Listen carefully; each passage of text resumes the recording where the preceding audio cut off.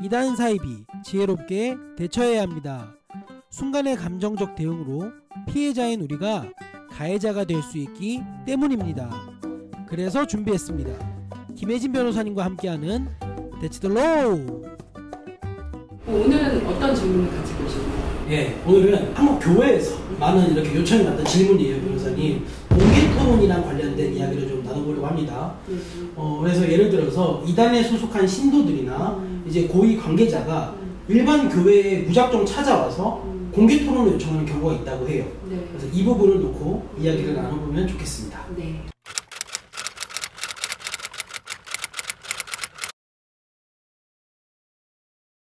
그 일반적으로 교회에 찾아와서 네. 토론을 요청했다. 네. 이걸 가지고 법적으로 문제 삼기는 좀 쉽지 않은 게 네. 왜냐면 교회라는 공간은 일반 사람들에게 열려있는 공간이잖아요. 네, 네. 그러니까 누구든 들어올 수 있고 누구든 예배에 참여할 수 있고 네. 네, 기본적으로 이런 상황이기 때문에 공개 토론을 목적으로 교회에 들어왔다. 이것만 가지고 이 부분을 어떤 문제에 해당한다라고 보기는 좀 어려울 것 같고요. 네. 대신 이제 상황에 따라 조금 다르겠는데 네. 특정 단체의 이제 신도 출입 금지라고 미리 이제 바깥에 부착해 놓은 경우에는 네. 그 사람들의 출입을 금하겠다라는 교회의 의지가 이제 명확히 표명이 된 걸 볼 수가 있어요.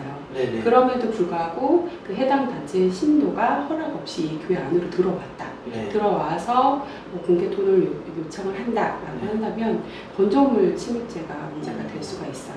그리고 만약에 예배를 드리는 도중이었다. 또는 예배가 아직 다 마쳐지지 않은 아니면 또는 예배 직후에 좀 더 모임이 이루어질 수 있는 어떤 상황이었다라고 한다면 예배 방해죄의 성립도 검토해 볼 수 있을 것 같습니다. 그렇군요.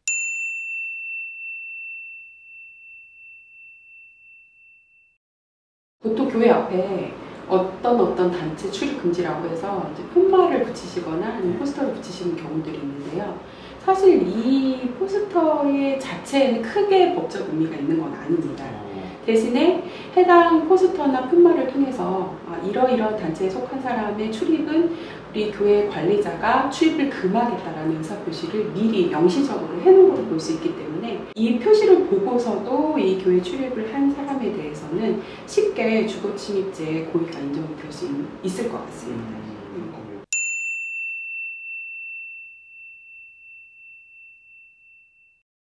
일단 질문에 응하고 싶지 않으시면 네. 우리는 그 질문에 답을 하지 않겠다라고 하시면서 나가달라라고 요청을 하시면 되고요.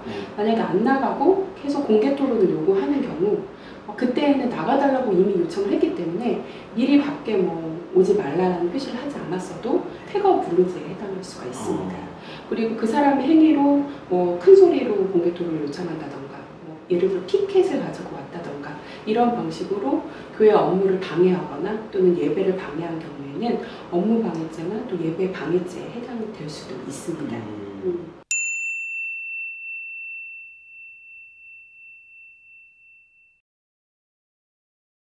어느 경우에나 흥분하지 마시고 이제 좀 공격적으로 야구를 올리면서 들어오는 경우가 많을 거거든요.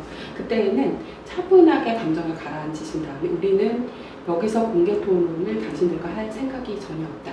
대신에 이 한국 교회가 이미 그 단체에 대해서 이단 결의를 했는데 왜 이단 결의가 되었는지에 대해서는 그 결의된 내용을 참조하시면 좋겠다. 라고 조금 이제 차분하게 얘기를 하시고요. 좀 폭력적인 성향을 갖고 있는 사람인 경우에는 바로 이제 나가달라고 요청하시고 실무를 같이 하시기 바랍니다.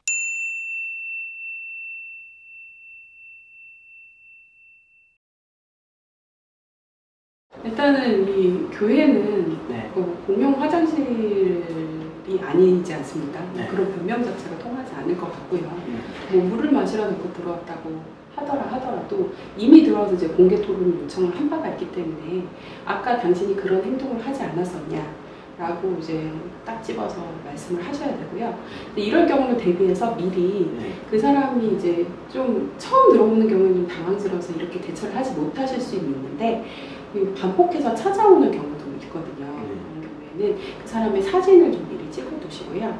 그리고 그 사람이 들어왔을 때 그 핸드폰을 바로 꺼내시면 녹음을 하실 수 있잖아요.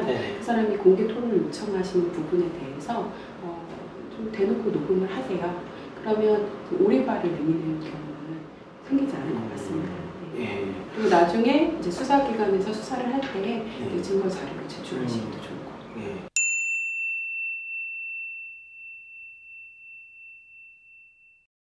크게 두 가지로 나눠보실 것 같아요. 그러니까 주거 침입이나 태거 불이익죄에 해당하는 경우, 그리고 업무방해나 예외방해에 해당하는 경우. 근데 그 외의 경우도 물론 있을 거예요. 뭐 분명히 이제 폭행이나 협박으로 이제 공개 토론을 반드시 해야 된다라고 계속 강요를 하는 경우도 있거든요. 이 경우도 강요죄가 성립할 수도 있겠죠. 근데 그 경우는 이제 그렇게 흔하지는 않을 것 같고요. 만약에 주거 침입과 관련된 부분에 있어서는 이 사람이 이제 교회 들어온 그 사진을 찍어 놓으시고, 그리고 이제 나가달라고 요청하시는 부분을 녹음을 해 두셔야 돼요. 나가달라고 하는데 그 다음에도 나가지 않고 있다 그러면 태거 불이익죄도 해당할 수 있거든요. 그래서 이렇게 이제 문제를 해결하시면 되고, 두 번째로는 이제 업무방해나 이제 예배방해 문제가 될 수 있는데, 예배가 드려지지 않는 주 중에는 일반 이제 목회자나 교육자나 그 직원들이 업무 중일 겁니다. 근데 그 업무를 이 사람이 와서 방해가 됐다라는 업무 중인 사실에 대해서 좀 증명을 하시고, 이 사람이 와서 그 업무가 왜 방해가 되었는지에 대해서 잘 소명하실 수 있게 정리를 해주시면 좋을 것 같고, 또 이 사람이 와서 업무 그냥 서서 공개 토론하는 것 정도는 사실 업무 방해가 되지 않거든요. 좀 과격한 행동을 한다던가, 그 정말 업무를 계속할 수 없을 만한 행동을 했다라는 걸 사진이나 동영상으로 확보를 하고 계셔야 도움이 될 것 같습니다. 그리고 또 필요하면 그 당시 이 상황을 보고 있던 증인들이 있을 거 아니에요. 그러니까 증인도 확보해서 같이 진술할 수 있을 겁니다. 오늘도 귀한 말씀 해주셔서 감사합니다, 변호사님. 네, 감사합니다. 우리 현대종교TV 구독자 여러분들도 그 이번 이제 곧 있으면 추석인데 추석 좀 안전하게 잘 보내시길 바라고, 또 혹시 모를 이런 공개 토론에 당황하지 마시고 좀 당당하게, 그리고 그 좀 다시는 찾아오지 못하도록 그렇게 대처하실 수 있었으면 좋겠습니다. 네, 오늘도 귀한 말씀 감사합니다. 네, 안녕히 계세요. 감사합니다.